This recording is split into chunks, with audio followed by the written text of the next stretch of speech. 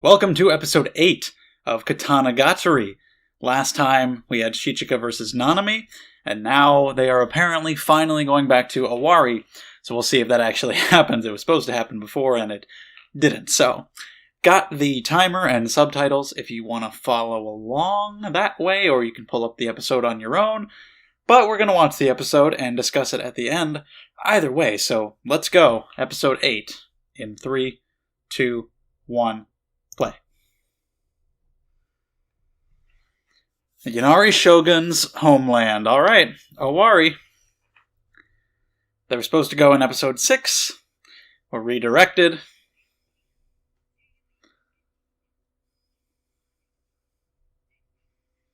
Yep.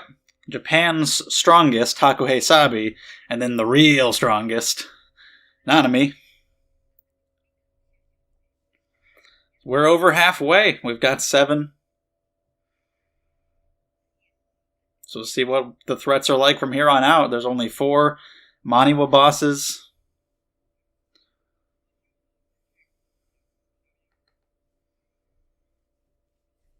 Shichika gets to see another big city with a lot of people.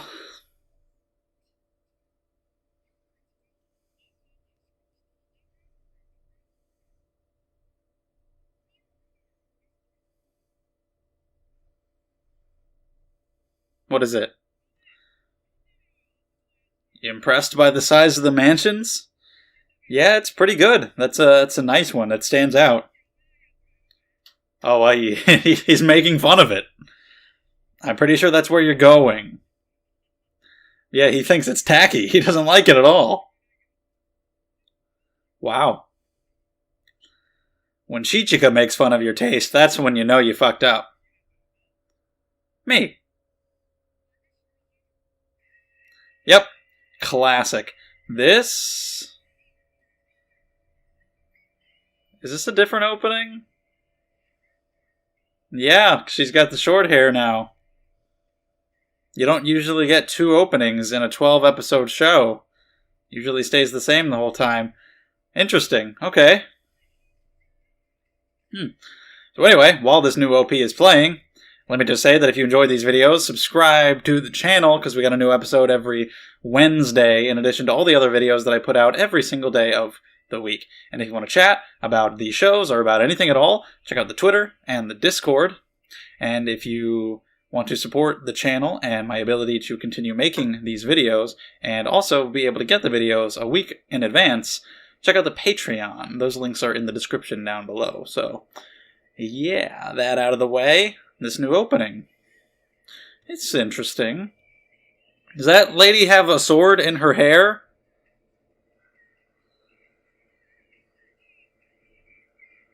Also, that was like a Nanami-looking person. I don't know. But yeah, it was...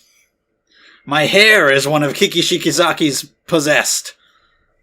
And then fighting against that guy, who's probably pretty good himself.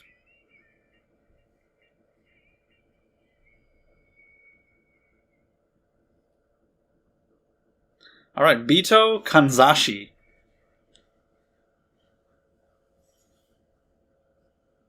That is today's sword.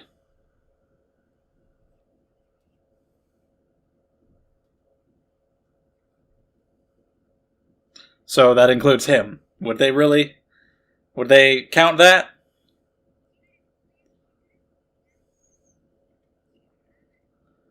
Alright, so they gotta get info about the swords, but I'm sure we'll still get one in this episode, so... We're gonna get the info that quickly, then go get it? Maybe it'll somehow come to us? Like that gaudy mansion. Sure you don't want to go in there anyway. Good place.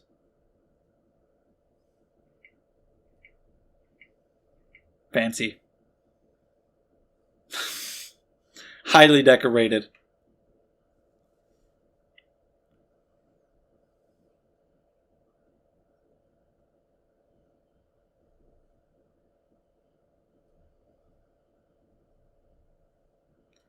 Yeah, I guess so. I guess she got rid of all of her stuff? In case she didn't come back, or just because she would then be leaving this place when she succeeded.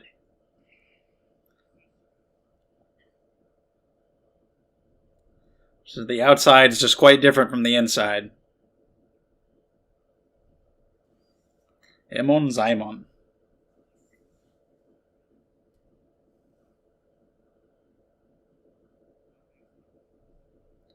I mean, she let it happen, but yeah.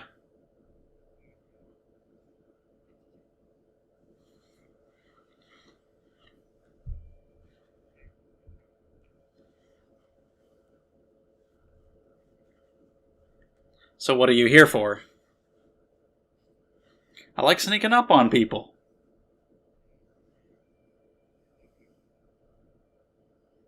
I like how it's all this color at her place.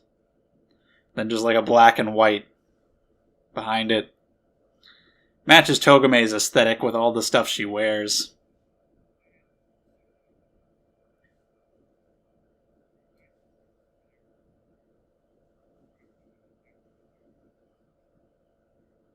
Okay.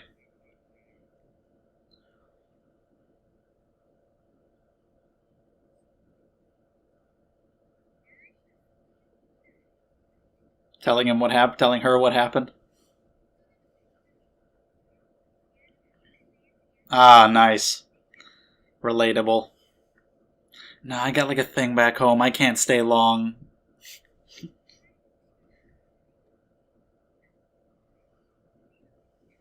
She did it on purpose. So let's see. The first meeting we'll get to see between Togame and Hite after they've talked about each other so much and how they don't seem to like each other. And she laughs. The hair.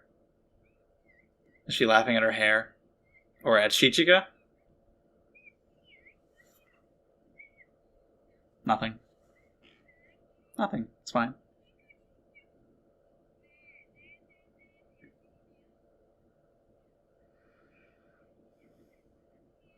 So she looks like 7.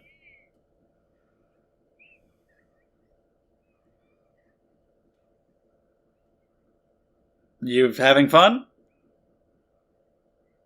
It's apparently hilarious.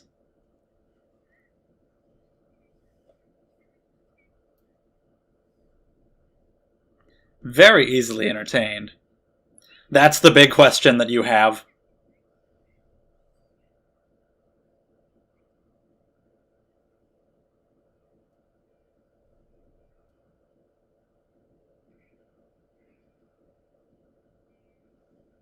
The Cheerio Chesuto battle.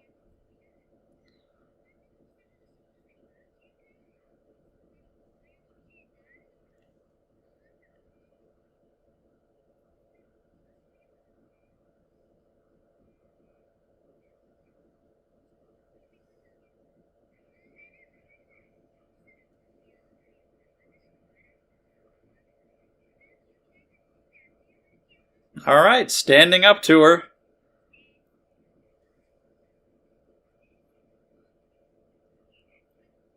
Okay, this is just going to keep going for a long time, isn't it? All right, they're both just very proud of themselves. Then okay. Schemes or udon? He doesn't. You might as well leave.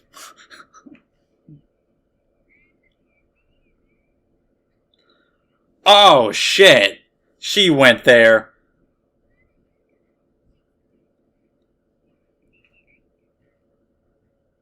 Well then. He doesn't know what happened. I'm not entirely sure I know what happened. I may have blacked out.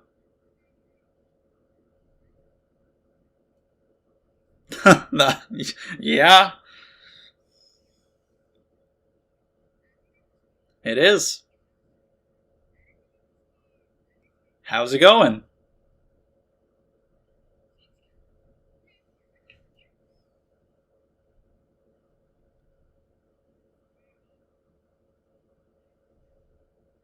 He's in the shadows somewhere. He's up in the ceiling. Yeah.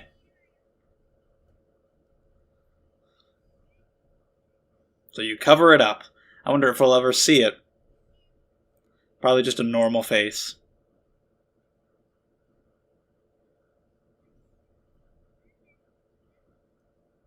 So you put him in the attic.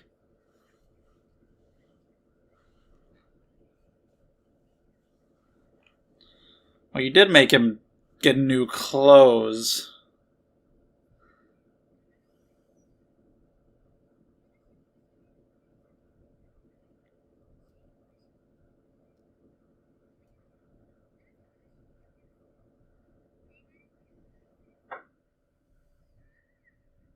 I'm sure you have. You think so? Seems like that may have been a lie.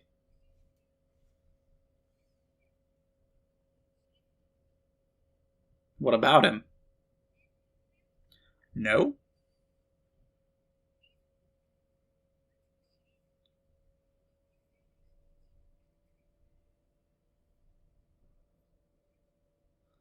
Alright.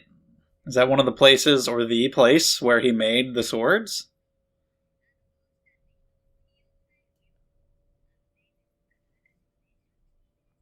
Are we going to find one there?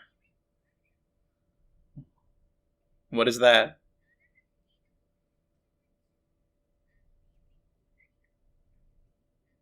What's Biorigo?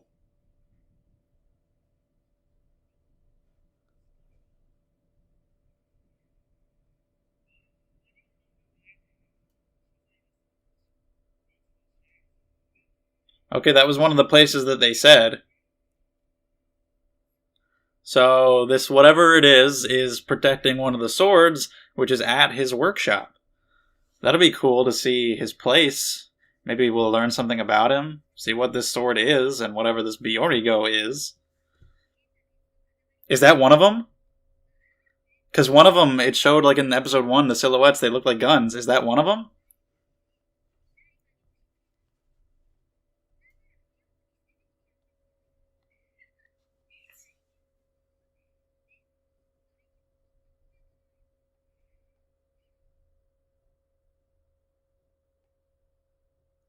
He should be, if it is, he should be able to tell, right?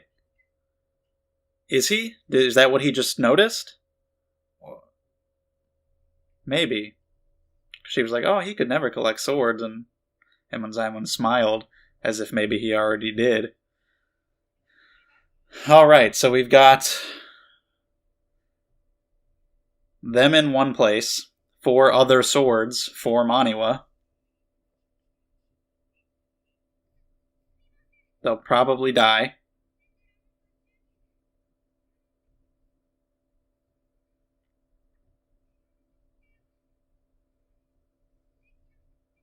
He still just looks like he has cucumbers on his eyes.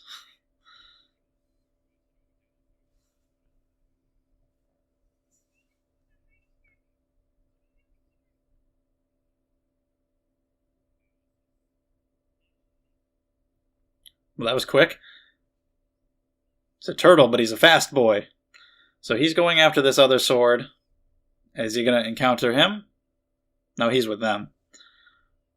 I didn't know if he went off to do his own thing.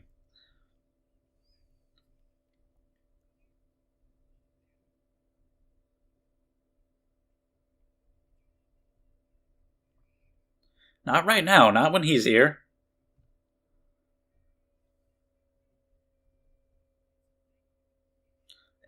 Still, no. You think he's never going to look back?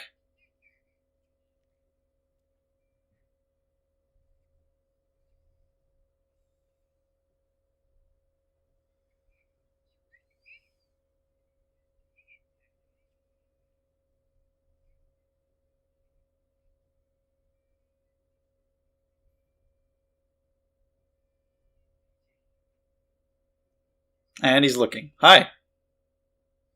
It turns out people do have the ability to turn around and look the other way.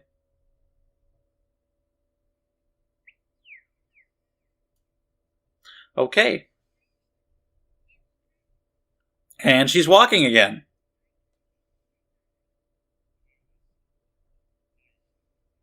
I mean, he already saw you being carried, so you may as well just go with it.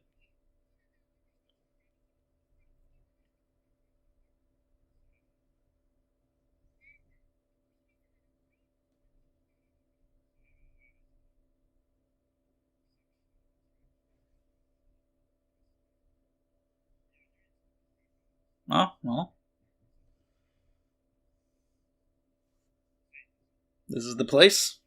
Lake Fuyo.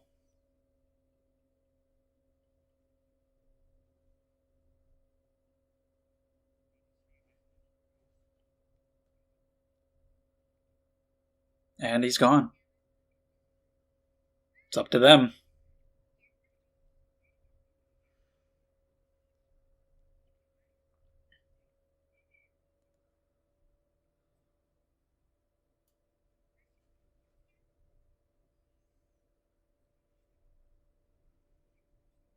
Yeah, this is definitely a pretty devastated area. But what is this thing that's protecting something? Is that this?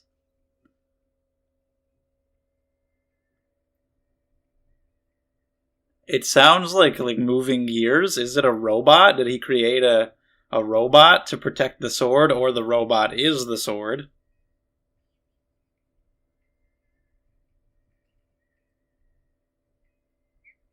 If so, he should be able to tell.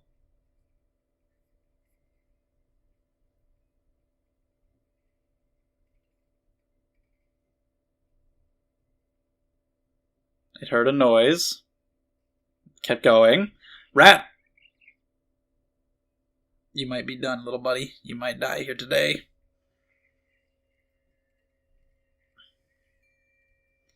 Is that the kill switch? Or she perceived it as not a threat? Okay. Alright. Here we go.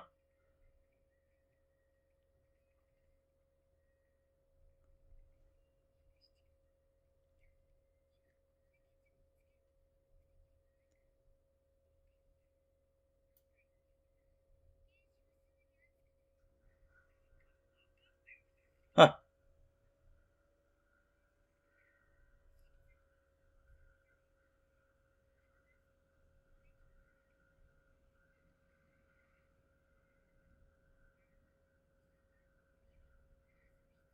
I think the English name for this one was Bito the Sundial, which I was really curious about. Like, what the hell does that mean? It does have little suns on it.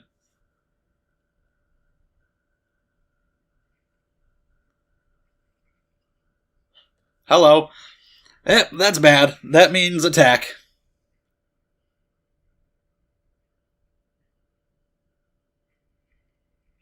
Well, that's a different opponent, for sure. This thing itself is the sword, yeah? Yep. Okay, that is quite different. That is not a sword. Once again, that is just not a sword. But I'll buy it. It's fine.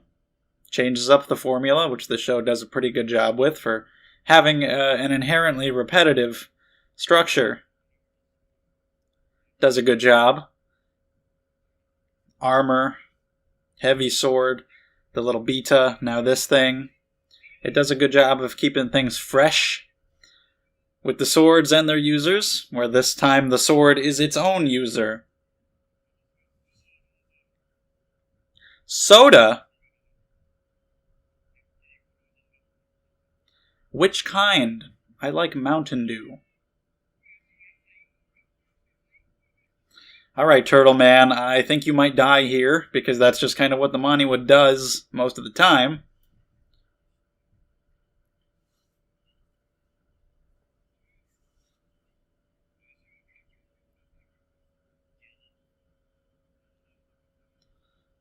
And if so, is he going to recover one of the swords? Or just leave it to them? Let Togame and Shichika do all the work.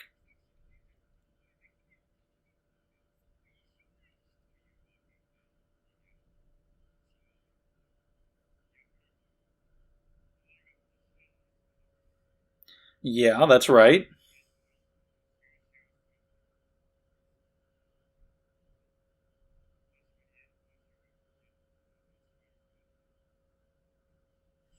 They have more intel than you do. And it's not even here anymore? Did you guys already get it, or did you just have info that somebody else got it?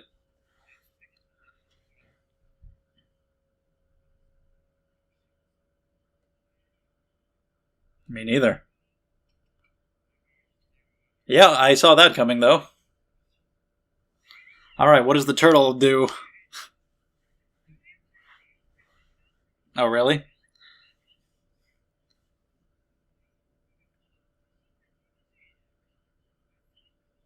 Trying to weasel your way out of it? Find an opening?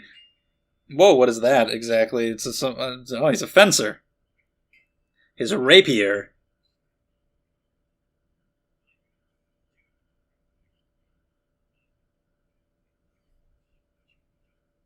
Well, that long life may be about to end. Is it? Is that ironic? That's not what that means. I don't know about that. This guy's probably pretty experienced.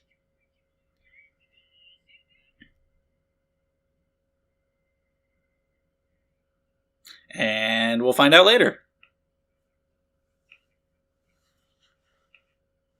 So they're going to stay at an inn for the night. Little cat.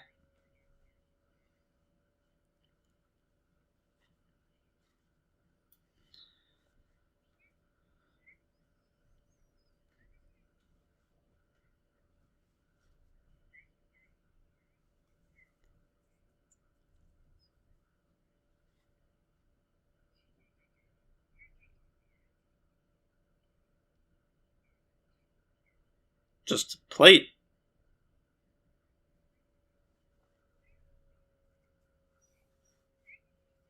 Okay. What? It's a plate. What's the deal with it?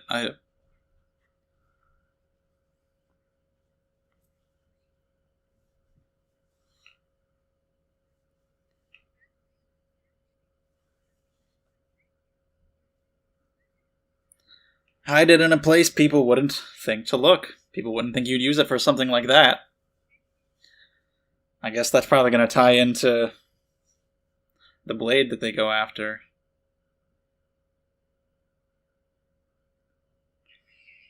Kind of already does. Like, people wouldn't think that the thing that's supposedly protecting the sword is actually the sword. And she's looking at her guns, and now back to this fight. Oh, that. It's probably a ninja thing where he built up a lot of experience that he will use to kill you. Doesn't need swords, apparently, for it. Oh, shit. He's got a grudge against the Maniwa. Well, the Maniwa took them out, but I'm guessing that doesn't reflect their individual strength. Whoa! Okay, he's got some movement techniques. He's a fast boy. Moves through the shadows.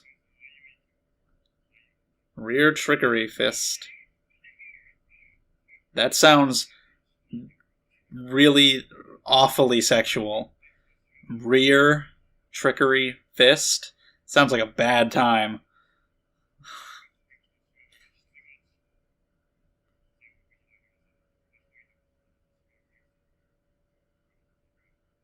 Well, shit. Really? You think the Phoenix guy is pretty good?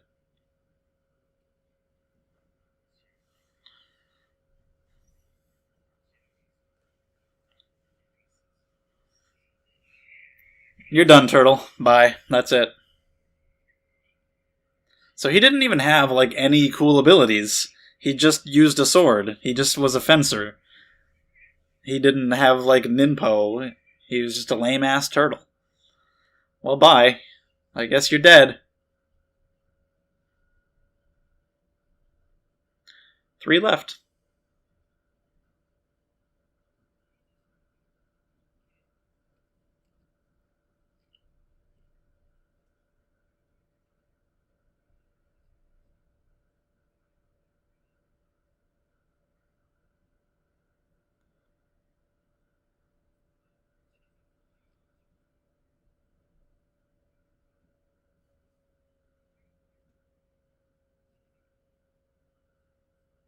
Yeah, they have a lot.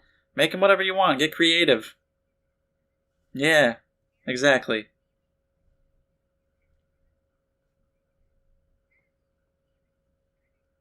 A sword is whatever you make it.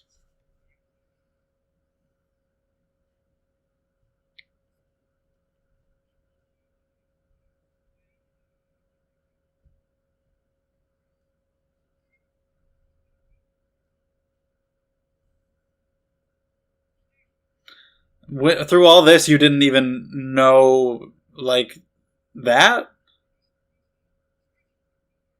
Okay, we don't know where she came from. Interesting.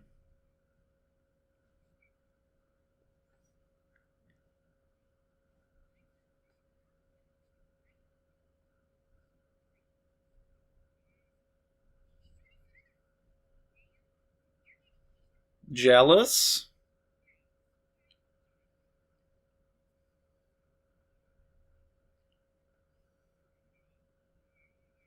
At some point, yeah.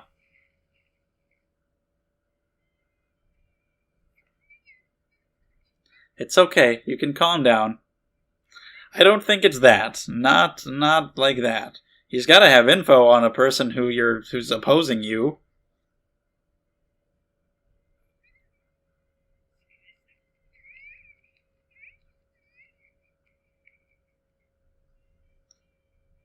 That's cool to see him do something so playful like that. Are you? Do you? Does it matter? I don't know why you regard them in any serious manner whatsoever.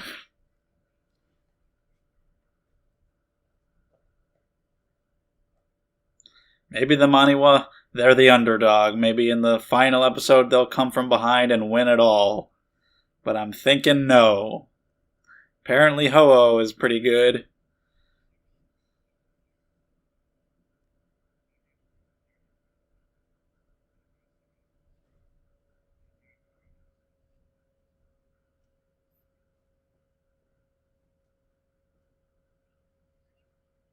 Yes, they can.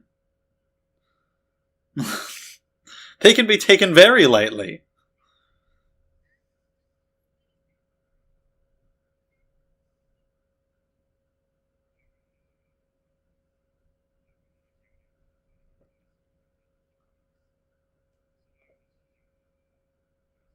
Of course.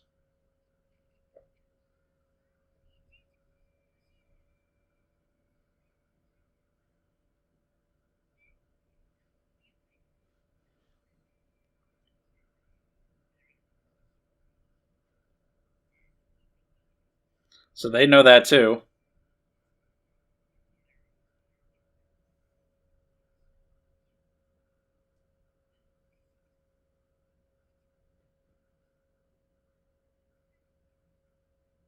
I was wondering, is she saying that because he maybe didn't sense that those guns are one of them?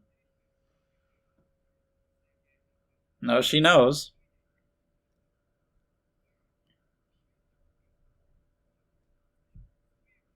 Why would she do that?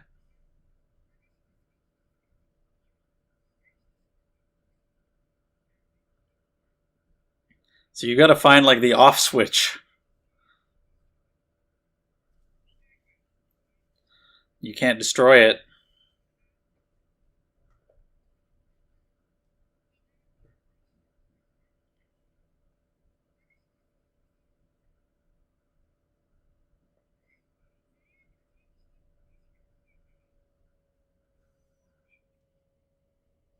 It's a pretty freaky laugh. Yeah, exactly. That's one of them, and he didn't. He seemed like at the end he was kind of noticing it, but he didn't fully realize it. So guns. One of the swords is guns. That's awesome.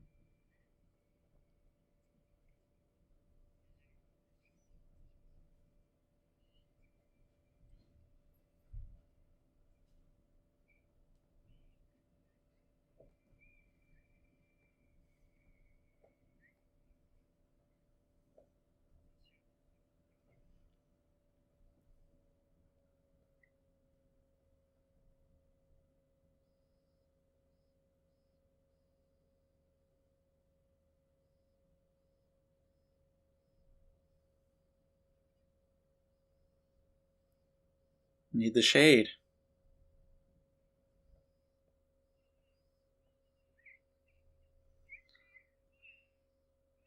He's just being really playful lately. Like a real person.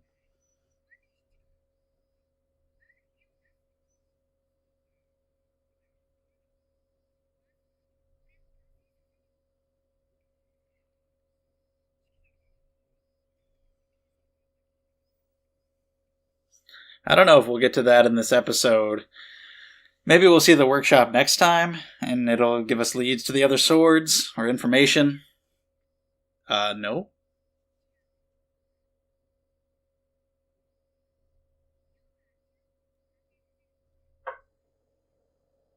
Or maybe they are just going to look around before encountering Biorigo. Are they reporting about the turtle? Penguin knows. Because he has information gathering skills, apparently, which we kind of hinted at in episode 6.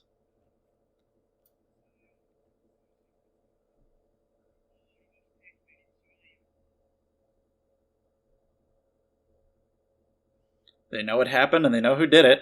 What was that thing that was like where he didn't have an arm? Did he have like a... I'll have to go back and look at that.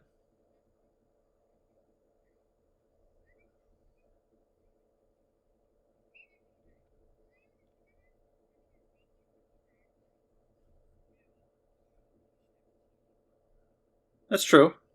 You ended up in a place you weren't trying to go, but that's because they, redirected your ship.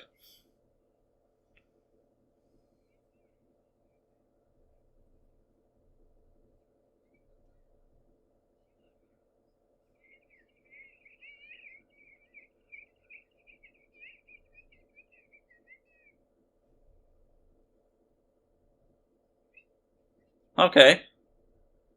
Makes sense. Apparently it goes along a specific path.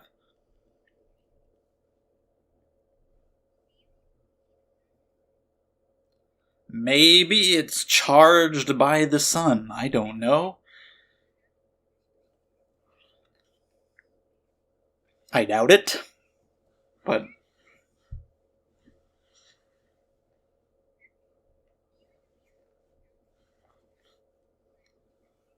that's cool. Scouted out the area, figured out its path, where the workshop might be. Now we gotta find out how to beat the thing without breaking it.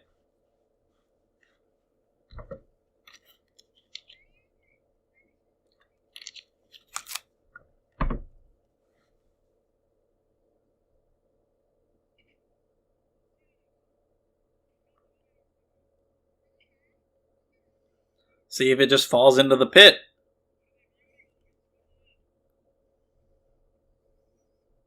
It's probably not that easily broken. Alright, I think it's gonna probably walk around it. I think it's smarter than that. I don't think it'll be that easy. Or it'll be so fast that it just jumps away. Oh, it stopped itself. Yeah. Okay, cool. Senses the danger and gets out of the way.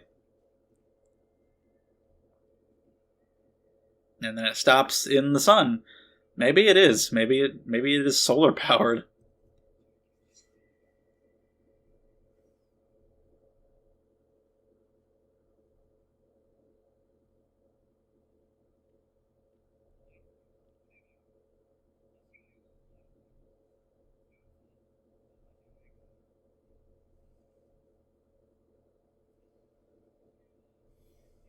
Yeah, that's pretty different.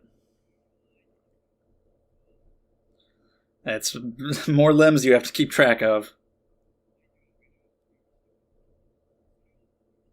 But if they've got extra arms up there, then it's not quite the same.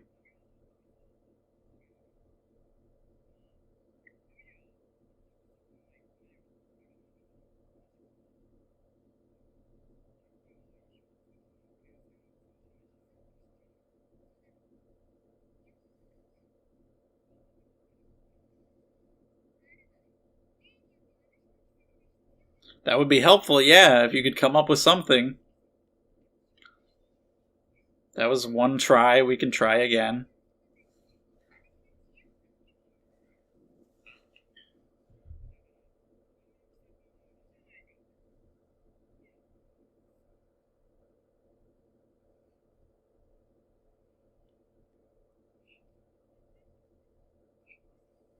Laughing?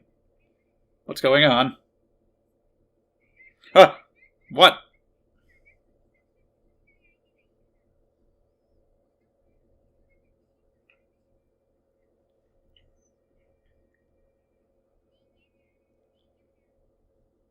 Okay, well, put your money where your mouth is. What do you got?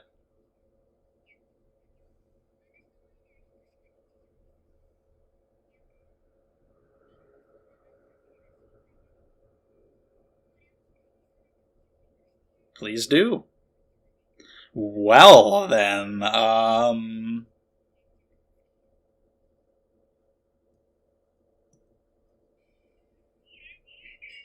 Alright, the fight is on. It blocks his attacks. And it wants to terminate him.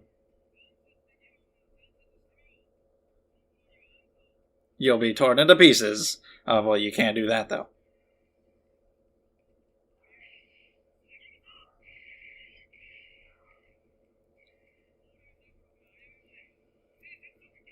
None of it's gonna work. It can block everything. And then has extra arms for an attack.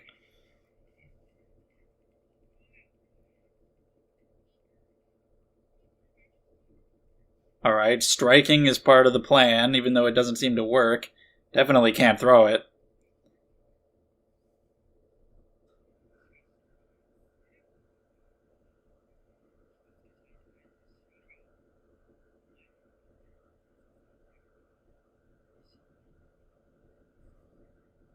Okay, forcing it to defend.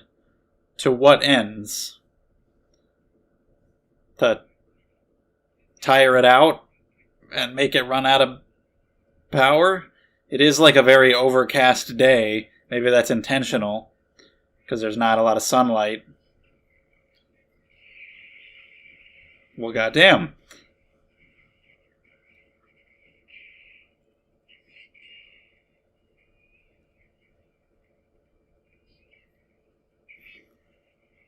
Are the swords that it uses part of it? Can you break those and just give it other swords, or do those count as part of the doll as a whole, as a sword? This thing's... Whoa, this thing's pretty crazy. I really like all the things this thing can do and all the ways it can move.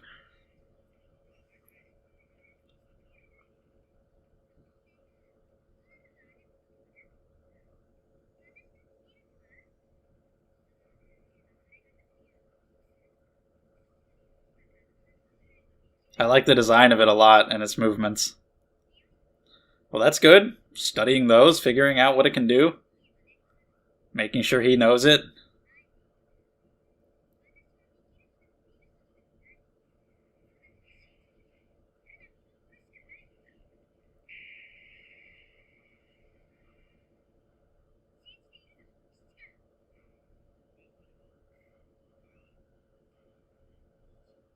Oh, his father.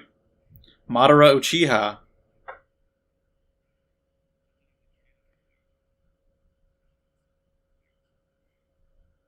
The sword must be able to cut. Or shoot bullets.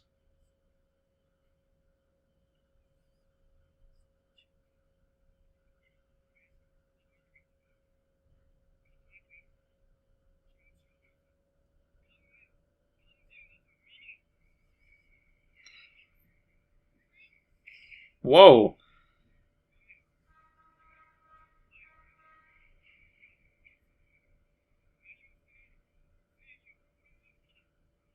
Yeah, it's just a robot mindlessly doing what it's meant to do. It sees a human, gotta kill it, and it will kill it, just like he did. He's moved beyond that now. That's pretty cool, kind of fighting something that's like the way he used to be.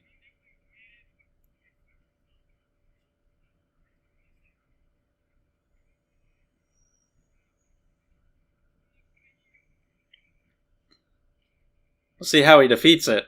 See if his human size, human recognized. Exactly, she's recognizing that he's a human. See if he can use something that's exclusive to humanity to defeat it. Something that he couldn't do if he were just a sword. Something about his state as a human that allows him to get the upper hand. We shall see.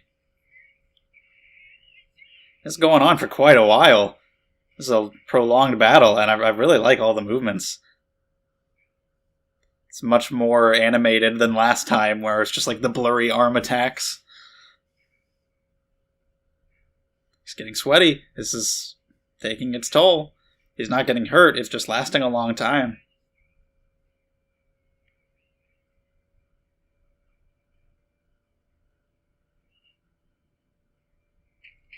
It's dropping swords. Whoa, is it going into fucking crazy mode? What is it doing? This thing is really cool. I like this thing a lot. What is happening? This is awesome. What the hell?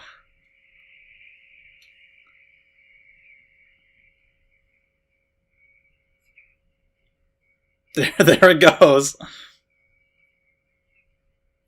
Did she predict that it would be able to do that? She really figured out this whole thing, huh? Just by looking at it, like, I don't know, like a lot of the things it's been able to do are pretty crazy. She figured it could do all that. I get it, though, like, thematically, the dolls are predictable. But I wouldn't have guessed it would do that. I guess she's smarter than me. But he's not doing it because he's a robot being commanded. He's doing it because of his feelings for her.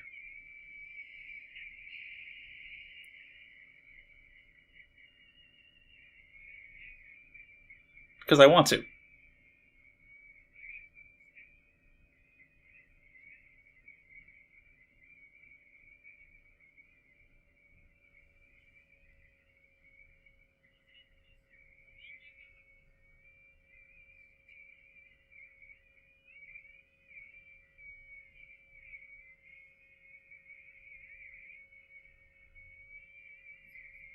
Alright, whatever it is, it's time.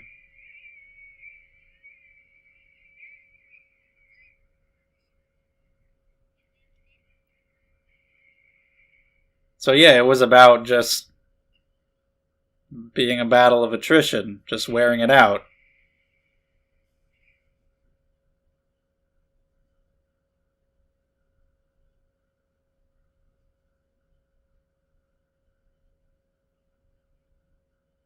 To move like it does, yeah. Whoa!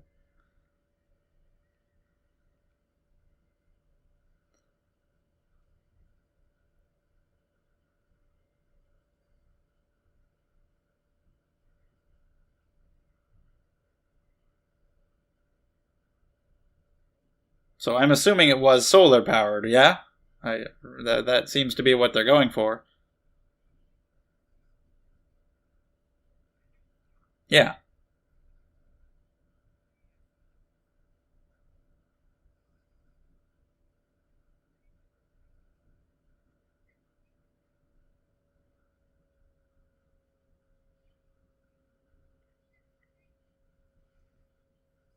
And luckily, it was the former.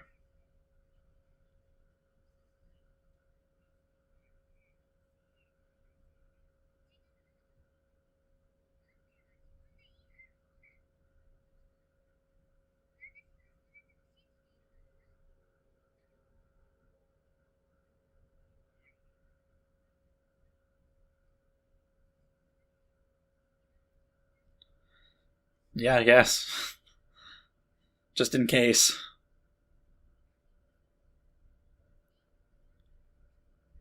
Well,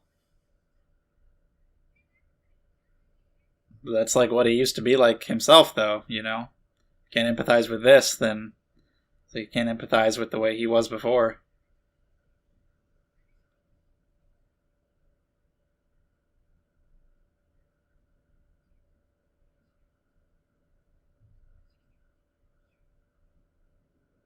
Doll making?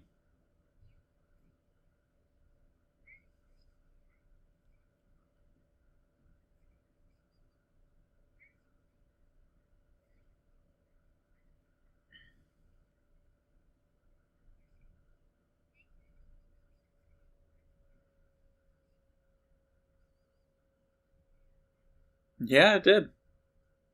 That was a good one. That was probably the best fight in the show so far, I think.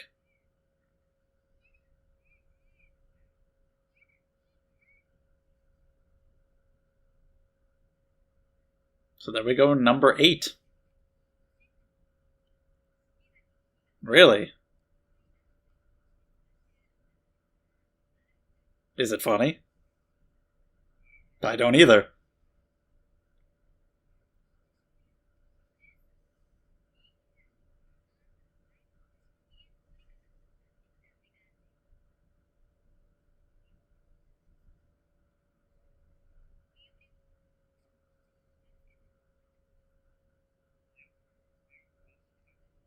Yeah, we still gotta find the workshop, so I guess that'll be next time.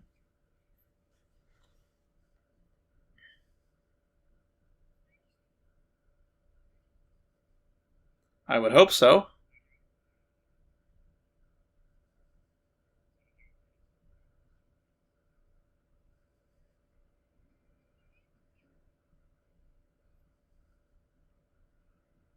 Saw the King. Yeah, I saw him. He was fine.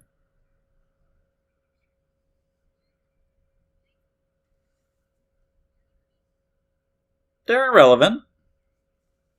We can.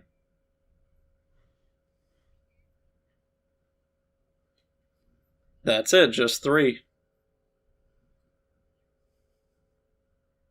Okay, well. Emon Zaimon versus the leader of the Maniwa. If we can just kind of get them out of the way, that's probably for the best.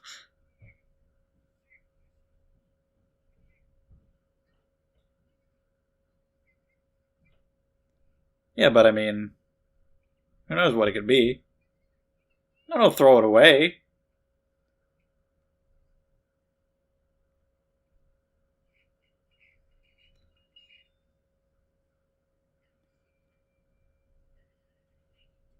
Okay. Just look everywhere. You got to go and dig those holes.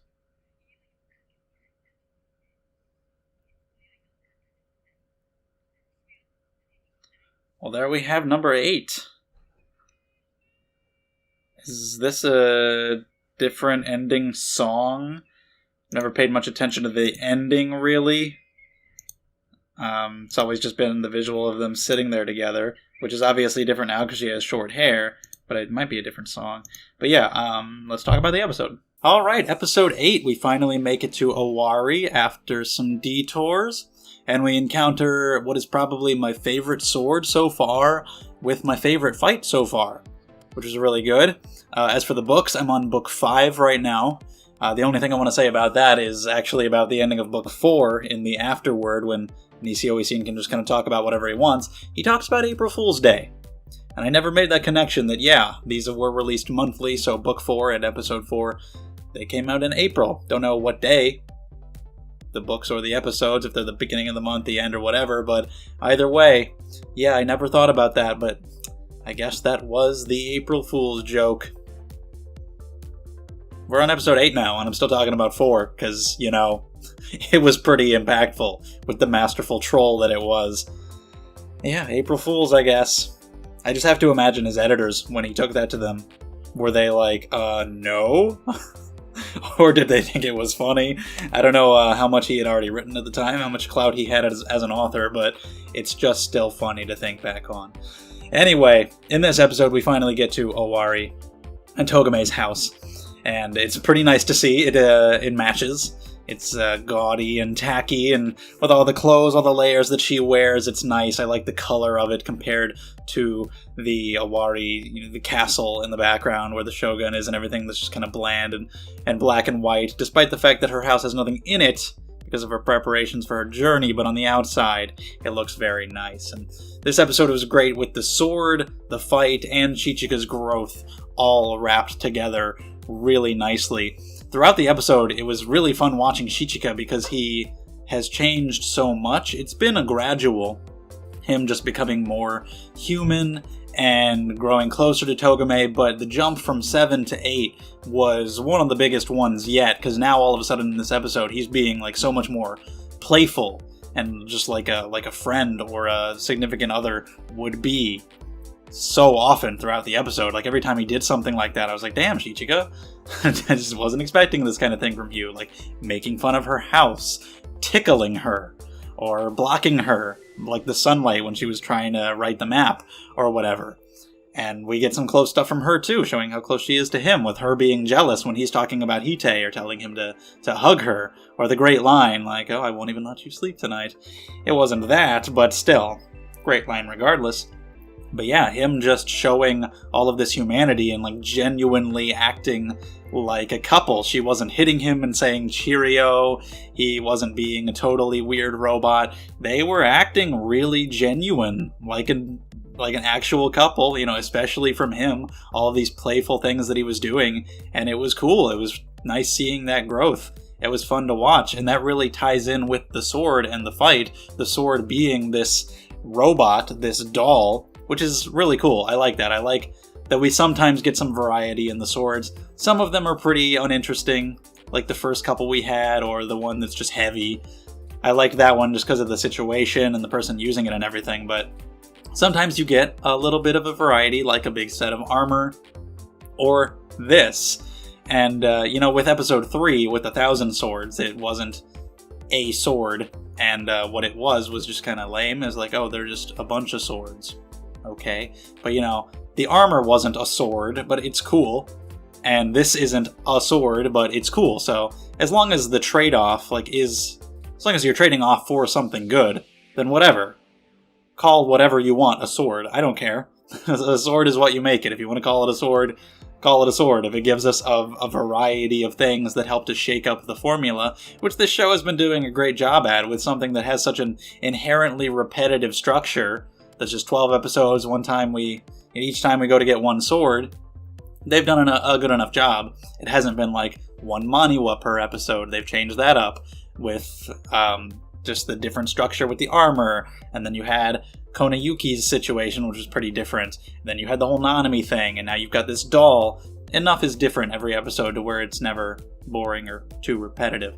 But it just fits really nicely with this doll, paralleling how Shichika used to be. He wasn't really thinking or feeling. Togame commanded him, and he just did it. He killed Meisai Saruga. He's standing there in the rain with blood on his hand, and it's just like, yeah, look, Togame, I did it. And it's like, wow, that's not creepy at all. Yikes. But now, he is thinking, he is feeling, and he's doing this stuff because he wants to, and because of his feelings for Togame, and the fact that this thing is just a doll is what is used against it in order for them to win. They are able to predict its movements and think and strategize, and just use the fact that it just goes and attacks relentlessly without thinking against it to wear it out, and with it recognizing Shichika as human and him realizing his humanity is really great. It all ties in really nicely together. The sword and the way the fight plays out and everything that they're going through. It's kind of like the revelation that we've already been having, because it's been a gradual progression of him gaining humanity and them realizing that he is, and he kind of already had this revelation with episode 5, but still, for him to just continue realizing all of this stuff and continue growing and progressing was good, and just the way that it tied in with this sword. It worked really well, I think, and the sword itself was really cool. I liked the design of the doll, and the movements and all the things that it could do were really cool. I liked it a lot, all the way it twisted around and the thing in its mouth and the hair and the legs and the helicopter. I don't know how Togame predicted all that, but I guess she's just that smart. It works thematically either way, but I really liked that, and the animation was good. It was definitely a step up from the last episode where a lot of it was just blurry motions. In this, you got a lot of good stuff with Shichika and this thing fighting, which is good because of all of the movements this thing can do. I'm glad they were able to show it really well in the animation, because I liked the design and the movements of this thing and the animation during the fight, which was pretty long. It was actually a significant, lengthy fight, and I'm used to anticlimax in this series. A lot of the fights end very suddenly and very like, oh, that was it? Sometimes it's kind of bad, sometimes it's okay, sometimes it's a joke, like episode 4, the anticlimax is that we don't even see the fight. But here, we really didn't have that. The ending itself is abrupt, but that's because just, they had to wait for it to run out of power. So it runs out of power and then it's done. But the fight itself was long, and there was a lot of cool stuff happening with all the different things that this could do, and some good depth to the fight as well, with Shichika's revelations and character growth. And the resolution made perfect sense. It would have been fine, and I was kind of hoping that it maybe would have done something that surprised me, but I had assumed early on, and it seemed most likely, that this thing was solar powered, and that they were going to have to defeat it by wearing it out. So that's just what made the most sense. So when that happens, I'm like, yeah, that makes perfect sense. And it was one of the most satisfying fights, and Togame gets to use her schemes. The fact that they're fighting on this cloudy, rainy day, she figures out the path and where the workshop should probably be, and that this thing is solar powered. That was great. Her involvement. Just really fun stuff towards the end. I don't know if we'll actually get Kiki Shikizaki's workshop, because they're digging a bunch of holes. They found some gold, which they didn't realize was there, and I guess that's all that is. I guess it was a really weird thing to end on. It's just like, oh, gold, I guess. The joke is that it was gold and they didn't even see it. They didn't even notice, and I guess that's all that is, but yeah, it was kind of weird at the end. Hopefully they find the workshop. I don't know if they're going to be like, oh, we never found it. We just found a bunch of useless boxes. I hope not. I hope they find the workshop and we can investigate it and see some things about the other swords or about Kiki Shikizaki himself. I'd like to learn some things about him. We get a little info here about how the doll was supposedly modeled after a lover of his, which is kind of interesting insight into him. But yeah, I hope they find it. I guess they don't get any gold. But we're getting fairly close to the end here, and so I'm really thinking about what's going to happen at the end, with this stuff that happened paralleling the way Shichika used to be with this doll. Togame was kind of using him as sort of like an unthinking, unfeeling doll. The way this thing was used, it was here for who knows how many years after its master had gone, and just following the commands until it eventually goes down. It wears out and it falls apart and it's done. And I really like the imagery with the tear when the rain started. So that makes me wonder, is anything like that going to happen to our main characters? Is Shichika going to end up going down fighting for Togame? Or is the fact that he's becoming more human rather than just a sword going to prevent that from happening? Starting to think about that kind of stuff. What's in the cards for them at the end? Because, again, the parallel is very strong.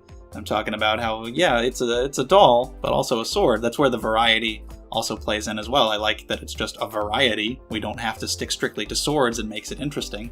But it also works in that, yeah, that thing is a doll, but it's also a sword, just like how you can be a sword and also a human. Maybe his growth and his connection to Togame will be what allows him to survive in the end, rather than just what his father told him about just being a sword that is able to cut. Maybe he'll just be more than that. We'll see how it all works out in the end, but that was the main focus of the episode, Shichika's growth and the sword and the fight, and that was all great. That was some of the best stuff that we've had in the whole series. We have the stuff with Princess Hite, who I'm not too sure about so far. I don't really know exactly how I feel about her. I don't dislike her and her scenes, but I was definitely a lot more interested in a lot of the other stuff that was going on. It's interesting that she has one of the swords. She has the guns. Very curious design there. We've got just a pair of guns. Interested about that for sure, and why Shichika wasn't able to sense them. I don't know if it's as he becomes kind of more human and loses his just blade instincts, maybe he's less able to sense them. He did sense this one, but, maybe it wasn't as strong as it would have otherwise been, or as it used to be. I don't know.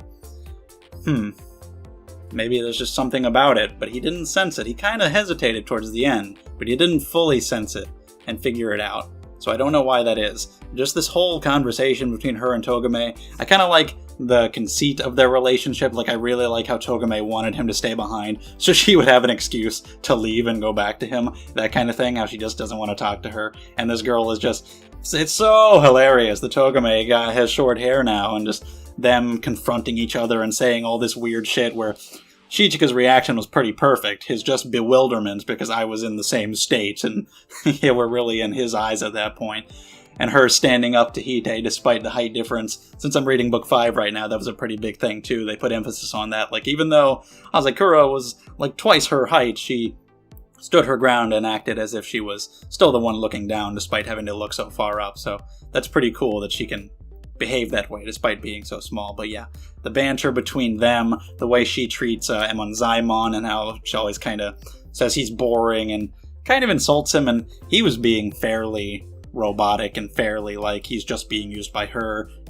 I will put aside this 170-year-old grudge just for you, you're more important than that. But by the end, he actually shows some humanity and kind of goes against what she says when they're talking about basing the thing off your lover. I think that's what it was. Or it was about something, but he kind of disagreed with her, showing, yeah, okay, there's a little bit more to him as well. And he also gets a fight. A little bit. It's just kind of a slaughter because it's involving one of the Maniwa, and what do you really expect? Anytime they talk about the Maniwa here and they try to pretend that there's some kind of threat, I'm just like, I just don't know where you're coming from with this. We see the turtle guy go off and we're like, well, he's gonna die. And then he does. And it's nothing. Like this was not one of the better parts of the episode, the Maniwa involvement, because the turtle goes off, he does nothing, and he dies. And it's like, oh, okay, I guess that happens. It just, it's a way for us to learn a little more about Emonzaimon and his past, and how his clan, or the core that he was in, was wiped out by the Maniwa so long ago, and how he is like the sole person who's inherited like all the ninja arts over the years, and seeing how strong he is and how he'll probably be a big match for Shichika. He might be his final opponent, he'll be the sword wielded by Hite, and that'll be the final clash. We'll see how those guns come into play too, but yeah, it shows off his skill, but overall not a super interesting scene, because the turtle is just, he's gonna die, and then he does, and he doesn't even do anything. It's like, oh, well, will he at least have a cool ninpo? He just has a sword, he just has a rapier, and he just uses it a little bit and just dies, and it's like, oh, okay. They kind of hype up Ho-Oh a little bit and say that he's strong. He also seems to have his arm back. He had like a thing there, so I don't know exactly what that is, what's going on with that. Penguin, we see a little more of the info gathering that he has. I don't know what the deal is with the sword that was supposed to be at the place that the turtle guy was going. I don't know if those are the guns, because he said the sword's not there anymore, so if those are the guns they already got, if they have another one, if somebody else took that one. But either way, turtle guy, he was sucky, he died, don't care. The scene where Shichika carries Togame, kind of just like whatever as well. Again, showing some of the playfulness, but I thought a lot of the other scenes did a better job at that. And the scene in the inn with the milk bowl, cut it out. What do you do? What? Cut that out. Why is that there? What the hell is that? I get that it was a metaphor. Like, oh, we're hiding it in plain sight, just like the sword. But we at that point, we already knew that the patrolling robot was the sword. If that scene had come first, and maybe they had like a eureka moment, like, oh, hiding it in plain sight, and they figured out that that was the sword. Or if there was just anything else to that scene, but there wasn't. That was the only purpose of the scene. And like the inn owner, we had never seen him before, and I don't think we saw him after, just suddenly cuts to the inn, and they're talking to this guy about his bowl and how they should use it for a milk bowl, and I'm like, what? What? Who is this? What is this deal with the bowl? What? And I was waiting for some kind of greater significance to this bowl, and I'm like, oh, it's just a metaphor? With a guy we don't know, in a place we had never established, about a thing that we already know? Pointless scene. That was weird. I do think the episode was cutting a little too much between different things like that. Like cutting to them investigating the robot, we're at the inn, we go to Hite, we go to the Maniwa. A little too much jumping, especially since the robot and Shichika and Togame's strategizing against it was definitely the best part. Cutting away to anything else was not as interesting. So, not a perfect episode. Some of the other parts were definitely slower or felt kind of unneeded, but the parts that mattered were really good. I like the Togame, like her main concern when she confronted Hite was, did you know that Chirio and Chesato were different? That's the big question. And we don't know a lot about her. Togame even says like her origins are unknown. I really wasn't expecting that, so curious about that. I had the thought, I don't even know fully why I had this thought, but I just had the thought that maybe she has a connection to Kiki Shikizaki, maybe just because Shichika is, the Kyotoryu, connected to the original Yasuri, the original wielder. Togame is connected to the leader of the rebellion, and so this girl, whose origins are unknown, might be connected to Shikizaki, one of these other crazy famous figures. We need somebody connected to him, and also we've talked about like the bloodline or something of him before, so maybe something like that. Maybe that's why she's invested in this. I don't know. But yeah, as I said, the parts of this episode that mattered were really good. Great character growth for Shichika, and it tied in really well with the whole situation going on, with their dialogue, with the sword, and the way that it was used. Really, really interesting towards the end, with the best fight and the best sword, and it was a lot of fun. Enjoyed it quite a bit for the most part, so we'll see what we get now. I don't know if we will find this workshop, what we've got from the remaining Maniwa. You know, I can't imagine they're going to do much. There's only 2 left other than Ho-Oh, who's apparently a good fighter, but I can't even really get excited about that, you know. I can't take them very seriously. They've got the guns. What more will we see of Emonzaimon? I don't know, but we'll see about these future swords in future episodes. It's exciting to be getting kind of down to the wire and winding down. We've got 8 swords, and you know, just getting down to it. We'll see where it all goes, but this was good. So let me know what you thought of this episode in the comments. Check out all the links in the description. Twitter, Discord, Patreon, all that stuff. Subscribe to the channel. Thank you guys so much. Really appreciate the support, and I will see you in the next one.